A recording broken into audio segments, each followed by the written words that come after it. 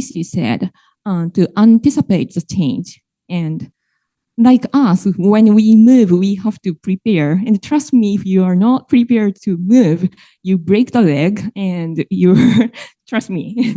So plant also needs to prepare for the move in advance. And that's what clock is assisting plant to do. And these phenomena is mainly about shoots, aerial organs. And what about root? And yes, clock controls root development. And previous report shows that lateral root formation, clock rephrases upon lateral root formation and regulate its initiation by regulating auxin pathway. And we know that nutrient absorption and transport is under the control of circadian clock. And we also know that primary root growth is under the circadian clock control. And what we focusing on is root hair. And root hair is not just a hair, it's an interface of nutrient absorption and microbe plant interaction. And it supports main root hair for the soil anchorage. So it's not a hair, and this is a single cell organ, and that support root development. And our hypothesis is that if clock affect multiple aspects of root development, why not for root hair? And this is really nice system because this is a single cell. So we can actually focus on clock and cell elongation. To look at root hair, we developed this system to measure root hair length. So we grow plant under 12-hour light, 12-hour dark for 4 days. We call it entrainment, and we release it to LD or constant light LL condition and measure root hair. And by using machine learning method, we binarized original picture to white and black picture and measure the root length of each root hair along the primary root axis in an automatic manner. And we just do that for multiple roots and average out and measure the root hair length along the primary root axis. And here is a result in the wild type.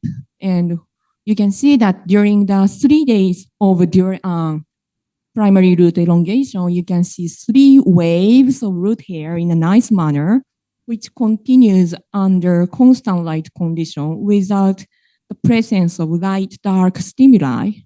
And if we quantify that, you can see 1, 2, tiny 3 waves, and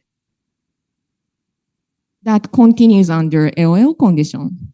However, under dark condition, you can see tiny initiation of root hair, but it seems likely that elongation is largely abolished.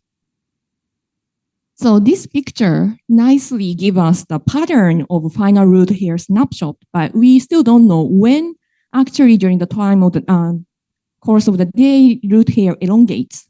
So we also use the time-lapse imaging of, you can just simply take the photo every 30 minutes and compare individual image. And this is a great human effort. We just measure each frame of root hair and calculate out the time of elongation or final length of the root hair. And this is an actual movie of, you can see that left-hand side is a Columbia and right-hand side is a clock mutant. At first it looks similar, but here you don't see elongation, whereas you do in a clock mutant. And then root hair elongation comes back around 50-hour-ish in a wild type. So this creating a gravy manner, whereas it doesn't in a clock mutant. This is a pretty movie. And we quantify that by, again, you compare the root hair length in each frame and measure the time of elongation, which I call duration, and the final length of the root hair, and plot these against the timing of the root hair initiation. And again, you can see that root hair length, that root hair that start elongating around down 12, 24, 48, 72 is longer. And indeed, you can see it elongates longer and speed faster. So the causation is wavy root hair is that root hair that starts elongating during dawn is much faster and longer, then creating a longer root hair. Whereas when you look at TOC1 mutant, those rhythm is attenuated, therefore creating a constant length of wavy root hair. So these results suggest that circadian clock regulates both speed and period of root hair elongation. So in the natural conditions, roots are covered by soil and it has a limited access to light, dark stimuli. And we know that circadian clock consists of different properties depending on the organs, and they communicate by small molecules such as sucrose or cations or small proteins. So we actually speculated that shoots, aerial organs, or roots has a different roles in regulating root hair elongation. So to do that, to test that, we covered root by black box and entrained plants on the only aerial organs and see whether we can still see the root hair rhythmicity. And as a result, when you entrain the plant only on the aerial shoots, you can still see the rhythmicity of root hair length, whereas you don't, or these rhythms are severely attenuated in a clock mutant, which means that clock in the aerial organs are very important for the root hair rhythmicity. So what is the signal? We first tested, the DCMU treatment on the shoot organs to inhibit the photosynthesis and see how the root hair rhythmicity changes. And as a result, when you add the DCMU on the shoot, you see the reduced amplitude of root hair, suggesting that some component related to photosynthesis can be a mobile signal to generate root hair rhythmicity. So what is the clock function? To answer those questions, we performed grafted experiment that wild-type plant and arrhythmic TOC1 mutant are grafted. The wild-type shoot are grafted on arrhythmic TOC1, and arrhythmic TOC1 is grafted onto wild-type, do vice versa. And we saw, we tested whether root hair rhythmicity is disturbed or not. And as a result, when wild-type is grafted on the arrhythmic root hair, a TOC1 mutant, we can recover the nice rhythmicity of root hair. Whereas when we graft the TOC1 mutant on the wild-type, this rhythm is largely abolished. These results demonstrate that TOC1 in aerial parts play an essential role in generating the rhythmicity of root hair elongation. So to summarize up, I hope that I can convince you that root hair elongation is regulated by the circadian clock, and light perception and in aerial organs is important to generate rhythmicity of root hair length. And we know that TOC1 function in aerial tissues regulate rhythmicity in root hair length. So those systems may contribute to efficient uptake of nutrient or plant microbe interaction or supporting the main growth of primary root.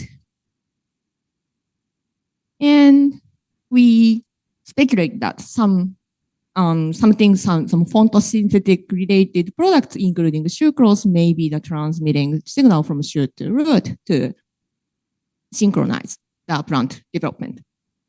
And these are the acknowledgement. The machine learning method is developed by Dr. Yohei Kondo, And the time-lapse imaging is generated by Dr. Masaaki Wadahiki. Those are the nice collaborators, and we have many root hair mutants from Riken, Keiko Sugimoto's group, and we are now, right now in the process of automatic quantification of root hair elongation movie so that these students can be rescued.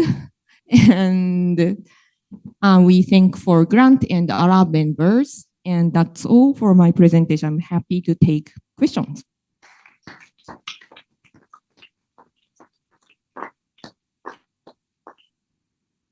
Thank you for this beautiful presentation and perfect timing. I'm sure we have questions. Right, that was fantastic. Oh, thanks. I love that phenotype and how you connected it. I'm wondering if you think sugar is the signal, if you've grown these on plates with sucrose or not, and does that go away? Yeah, we do these experiments mainly without sucrose media. So yeah, and if you add sugar and measure root hair, you can actually increase the trough level of root hair, but it doesn't affect the peak level of root hair. So it bottoms up when you are hungry, but you don't eat when you are full.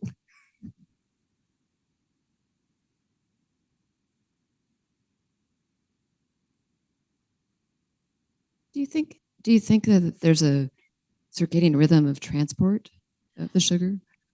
We want to show that, but we don't really know. But at least what we know is that sucrose content in a root oscillates. So mainly if sugar even without the sugar media, so we can speculate that probably sugar transport is more active. Some activity regulation over the circadian clock, but we don't really know the exact one. That was really interesting, Akane. Thank you. And also, it's just such a clever set of experiments. Do you have any sense of why the plant builds root hairs? They elongate root hairs during the night and then it crashes during the day. What ecological benefit could that be? One thing is that probably, and like you said, this may be a consequence of carbon resource allocation in a time-dependent manner. But ecological way, usually the down is the most, temperature is most lower, so the soil contains more water. So if, for instance, freshly made water, a root hair can absorb more water from the soil, it's reasonable that root hair generates on the down to absorb more water or such nutrient. But they don't need it during the day because that soil is hot and the water is evaporating from the soil. That's one thing.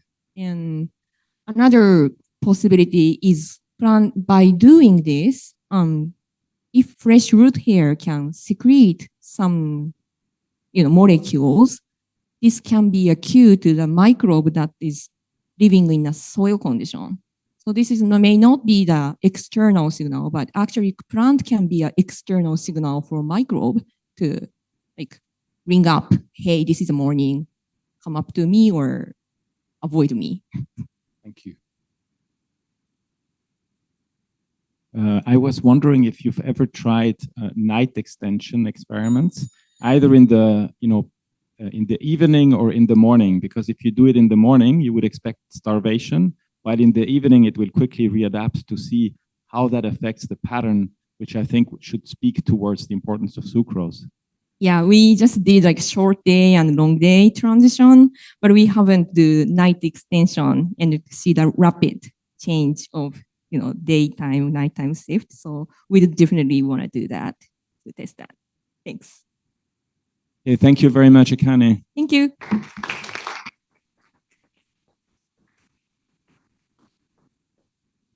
Please also join me in thanking all the speakers of this great clock session.